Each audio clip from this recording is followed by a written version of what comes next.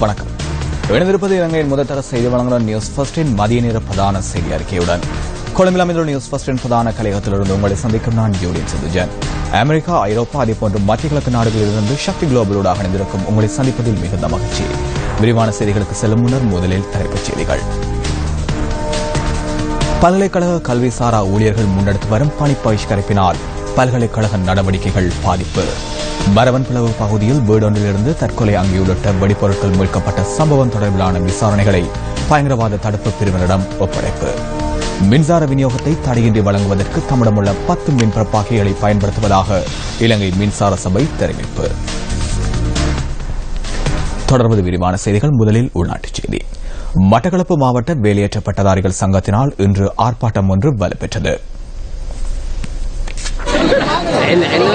மட்டக்களப்பில் இன்று காலை 10 மணியளவில் ஆரம்பமான இந்த ஆர்ப்பாட்டத்தில் பல்வேறு வாசகங்கள் அடங்கிய பதாகைகளை ஏந்தியவாறு 100க்கும் அதிகமான பட்டதாரிகள் ஆர்ப்பாட்டத்தில் கலந்து கொண்டுள்ளதாக எமது பிராந்திய செய்தியாளர் தெரிவித்தார். தேர்தல் விஞ்ஞாபனத்தில் வெளியிடப்பட்ட 10,000 வேலைவாய்ப்புகள் எங்கே எனவும் பட்டதாரிகளுக்கான தேசிய கொள்கையை தயாரிக்குமாறும் வேலையற்ற பட்டதாரிகள் கோரிக்கை விடுத்துள்ளனர். தமக்கு தொழிலை பெற்றுத்தருமாறு கோரி கடந்த ஆண்டு நவம்பர் மாதம் 21ஆம் தேதி காந்தி பூங்காவில் மட்டக்களப்பு மாவட்ட வேலையற்ற பட்டதாரிகள் சங்கத்தினால் இந்த ஆர்ப்பாட்டம் ஒன்று முன்னெடுக்கப்பட்டிருந்தது. இதன்போது குறித்த பகுதிக்கு வருகை தந்த கிழக்கு மாகாண முதலமைச்சர் மார்ச் 31ஆம் தேதிக்கு முன்னர் பட்டதாரிகளுக்கு வேலைவாய்ப்பினை பெற்றுத் தருவதாக உறுதிமொழி வழங்கியதாக பட்டதாரிகள் தெரிவிக்கின்றனர். எனினும் இன்று வரை தீர்வினை முன்னெடுப்பதற்கு அதிகாரிகள் நடவடிக்கைகள் எடுக்கவில்லை எனவும் வேலையற்ற பட்டதாரிகள் குற்றம் சுமத்தியுள்ளனர். பட்டதாரிகளின் குற்றச்சாட்டு தொடர்பில் வினவுவதற்கு கிழக்கு மாகாண முதலமைச்சரை தொடர்பு கொண்ட முயற்சிகள் பலனளிக்கவில்லை. பல்கலைக்கழக கல்விசாரா ஊழியர்கள் முன்னெடுத்து வரும் பணி பகிஷ்கரிப்பினால் பல்கலைக்கழக நடவடிக்கைகள் பெருமளவில் பாதிப்படைந்துள்ளன. பல்வேறு கோரிக்கைகளை முன்வைத்து பல்கலைக்கழக கல்விசாரா ஊழியர்களால் இன்று காலை முதல் பணி பகிஷ்கரிப்பு முன்னெடுக்கப்படுவதாக இலங்கை பல்கலைக்கழக தொழிற்சங்க ஒன்றியத்தின் தலைவர் எட்வர்ட் மல்வத்தகே தெரிவித்துள்ளார். தமது கோரிக்கைகள் தொடர்பில் பல்கலைக்கழக மானியங்கள் ஆணைக்குழுவிடம் பல மாதங்களாக தெரிவித்து வந்ததாகவும் கடந்த பிப்ரவரி மாதம் 10ஆம் தேதி ஆணைக்குழுவுடன் பேச்சுவார்த்தை நடத்தியதாகவும் அவர் குறிப்பிட்டார். மேலும் இந்த விடயம் தொடர்பில் உரிய நடவடிக்கை எடுக்குமாறு அமைச்சரிடம் கடிதம் மூலம் அறிவித்ததாகவும் எட்வர்ட் மல்வத்தகே தெரிவித்துள்ளார். எனினும் தமது கோரிக்கைகளுக்கு எவரும் செவிசாய்க்கவில்லை என இலங்கை பல்கலைக்கழக ஒன்றிணைந்த தொழிற்சங்கத்தின் தலைவர் சுட்டிக்காட்டியுள்ளார். குறிப்பாக மாதாந்த வேதனத்தை அதிகரிக்கவும் 57 வயது முதல் 60 வயது வரையிலும் பணியாற்றுவதற்கு ஊழியர்களுக்கு சந்தர்ப்பம் வழங்க வேண்டும் போன்ற பல கோரிக்கைகளை ஊழியர்கள் முன்வைத்துள்ளனர்.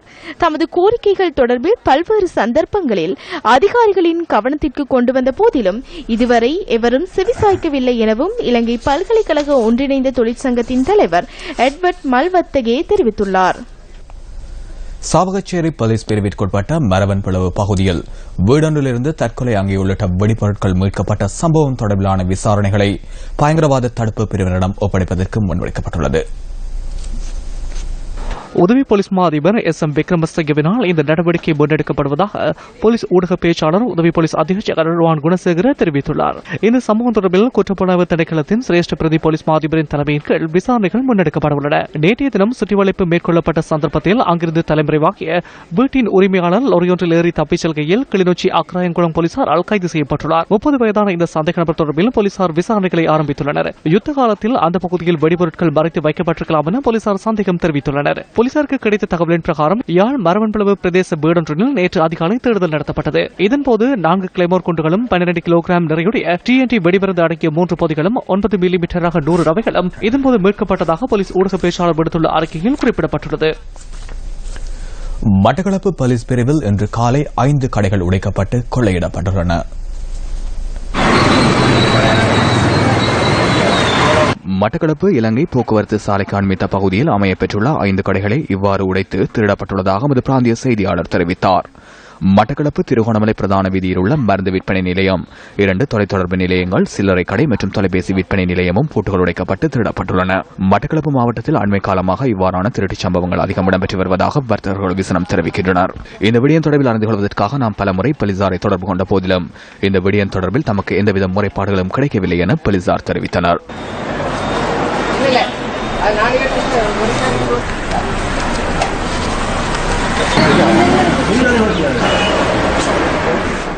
மின்சார விநியோகத்தை தடையின்றி வழங்குவதற்கு தம்மிடமுள்ள 10 மின்பிறப்பாக்கிகளையும் பயன்படுத்துவதாக இலங்கை மின்சார சபை சுட்டிக்காட்டியுள்ளது. கொழும்பின் 10 நகரங்களில் மின்பிறப்பாக்கிகள் பயன்படுத்தப்பட்டுள்ளதாக இலங்கை மின்சார சபையின் ஊடக பேச்சாளர் சுலக்சன் ஜெயவர்தன குறிப்பிட்டார். 2.5 கிலோவாட் மின்பல கொண்ட 2 மின்பிறப்பாக்கிகளும் 11 கிலோவாட் மின்பல கொண்ட 8 மின்பிறப்பாக்கிகளும் பயன்படுத்துவதாக சுட்டிக்காட்டப்பட்டுள்ளது. மின்சாரத்துக்கான கேள்வி அதிகரிக்கும் சந்தர்ப்பத்தில் அவை தேசிய கட்டமைப்புடன் இணைக்கப்படும் என மின்சார சபையின் ஊடக பேச்சாளர் குறிப்பிட்டுள்ளார். இதேவேளை கடந்த 2 நாட்களில் நாட்டில் பெய்த மழையினால் மின் உற்பத்தி 40% அதிகரித்துள்ளது. நுரைச்சோலை மற்றும் கெரவலப்பேட்டை ஆகிய மின் உற்பத்தி நிலையங்கள் உள்ளிட்ட ஏனைய உற்பத்தி நிலையங்களிலும் தேவைக்கேற்ப மின்சாரம் உற்பத்தி செய்யப்படுவதாகவும் இலங்கை மின்சார சபை தெரிவிக்கின்றது. காணாமல் ஆக்குவதை காணாமல் ஆக்குவோம் என்ற துணைப்பொருளில் அக்கரைப்பற்றில் நேற்றைய தினம் இடம்பெற்ற நிகழ்வில் கலந்து கொண்ட தமிழ் அரசியல்வாதிகள் இவ்வாறான கருத்தினை தெரிவித்தனர்.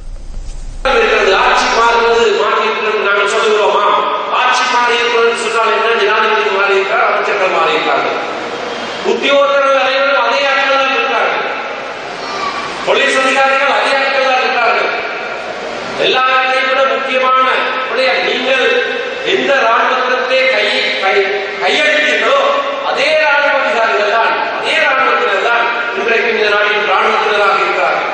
இந்த மகாநாடு நடவதற்கான ஆயுதம் செய்திருக்கார்கள் கூட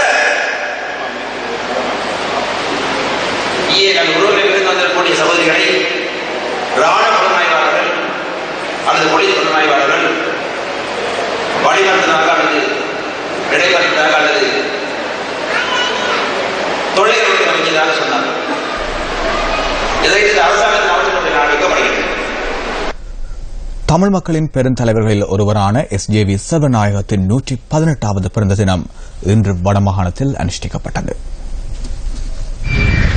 தமிழ் மக்களின் தந்தை என அறியப்படும் SJV செல்வநாயகத்தின் 118வது பிறந்த தினம் இன்றைய தினம் யாழ் மாவட்டத்தில் நினைவு கூறப்பட்டது.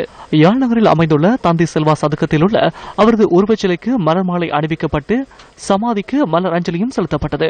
இந்த நிகழ்வில் வடமாகாண அவைத் தலைவர் CVK சிவஞானம், வடமாகாண சபை உறுப்பினர் MK சிவாஜிலிங்கம், முன்னாள் பேராயர் ஜெபனேசன் உட்பட பலர் கலந்து கொண்டனர்.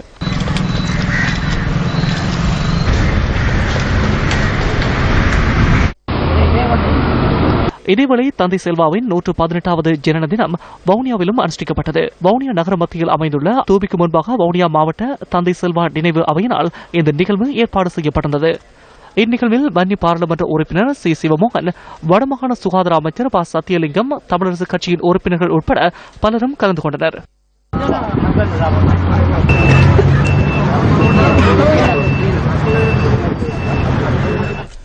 புத்தளம் முத்துப்பந்தி மீனவர் கிராமத்தின் கடற்கரையோரம் கடலரிப்புக்கு உள்ளாகி வருகின்றது.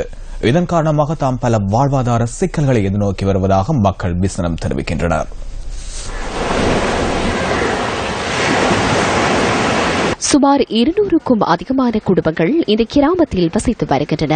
கடற்றொழிலையும் கால்நடையும் நம்பியே இந்த பகுதி மக்கள் தமது அன்றாட வாழ்வினை கொண்டு செல்கின்றனர். கடந்த சில நாட்களாக கடலரிப்பு அதிகமாக காணப்படுவதால் இயந்திர படகுகளை பாதுகாப்பான இடங்களில் வைப்பதற்கு கடினமாக காணப்படுவதாக எமது பிராந்திய செய்தியாளர் தெரிவிக்கின்றார். இதேவேளை தமது கடற்றொழிலை மேற்கொள்ள முடியாத நிலை தோன்றியுள்ளதாக பிரதேச மீனவர்கள் ஆங்கலாய்க்கின்றனர்.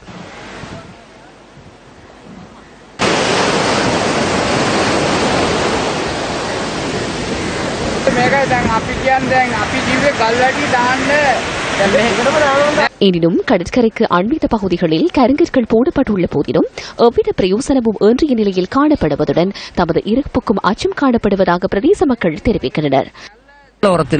எங்களுக்கு போக வேற இடம் இல்லை. இந்த கடோரத்தில் இருந்து கொண்டு ஒன்னும் செஞ்சு கொள்ளையல. முருகசாதி வழக்கம் மேல ஒளி கொண்டு வழக்கல எல்லாம் முடைச்சு கொண்டு போய் போட்டு இதுகளை விட மாதிரி இல்லை, இடம் இல்லை. இப்ப பூட்டோரத்துக்கு தானே வந்துருச்சு இடம், இந்த கரக்கடை. நாங்க எங்க போறோம்? எங்களுக்கு போக வேற இடம் இல்லை. தொழில்துறை பண்ண போடும் கடல்ல. இதுகளுக்கு என்ன செய்யுது? நாங்க கவர்னம் இருந்தாலும் ஒன்றும் எங்களுக்கு பாக்கடிக்க இல்லை. இதுக்கு நாங்க என்ன செய்யணும்? எங்க போகிறதுக்கு? ஆறுட்ட கேக்கி இந்த கடலால் நமக்கு சரியான ரொம்ப கஷ்டமா இருக்கு. இது எங்களுக்கு வாழ இயலாது. எங்க வீடு வாசலும் இல்லை, யாரும் நமக்கு கொடுக்க மாட்டாங்க. அரசாங்கத்தில் நம்ம கேட்கிற இது வீடு வாசல் எதுவும் தரச்சல் இல்லாது இந்த அரசாங்கத்தில் இந்த கல் போட்டு கொஞ்சம் இந்த வழியை கொஞ்சம் ஒரு மாதிரியா சரி பண்ணி தர சொல்றேன். இந்த விடயம் தொடர்பில் உரிய அதிகாரிகளுக்கு தெரிவித்தும் எவ்வித நடவடிக்கையும் எடுக்கப்படவில்லை என பிரதேச மக்கள் ஆங்கலாய்க்கின்றனர். நாட்டின் பல மாவட்டங்களில் தற்போது மழையுடனான காலநிலையே நிலவி வருகின்றது. தெனியாய பகுதியில் இடியுடனான கடும் மழை பெய்து வருவதாக அங்கிருக்கும் எமது பிராந்திய செய்தியாளர் தெரிவிக்கின்றார். இதன்போது தெனியாய பெவர்லி கீழ்பிரிவு பிரதேசத்தில் உள்ள 26ஆம் இலக்க தேயிலை தோட்டத்தில் நேற்று மாலை 5 மணி அளவில் இடியின் தாக்கத்துக்குட்பட்டு மரம் ஒன்று தீப்பற்றி எரிந்துள்ளது. இதேவேளை தம்புத்தேகம பகுதியில் பரவிய தீயினால் 7 கடைகள் தீக்கிரையாகியுள்ளன. நேற்றைய தினம் தீ பரவியுள்ளதுடன் அனுராதபுர மாநகர சபைக்குட்பட்ட தீயணைப்பு படைப்பிரிவினரால் தீ கட்டுப்பாட்டுக்குள் கொண்டுவரப்பட்டுள்ளதாக போலீசார் தெரிவிக்கின்றனர். கைத்தொலைபேசி மற்றும் உணவகங்கள் என்பனவே தீக்கிரையாகியுள்ளதாக போலீசார் மேலும் தெரிவிக்கின்றனர். தீ விபத்திற்கான காரணம் இதுவரை அறியவராத நிலையில் சம்பவம் தொடர்பான ஆரம்பகட்ட விசாரணைகள் முன்னெடுக்கப்படுகின்றன.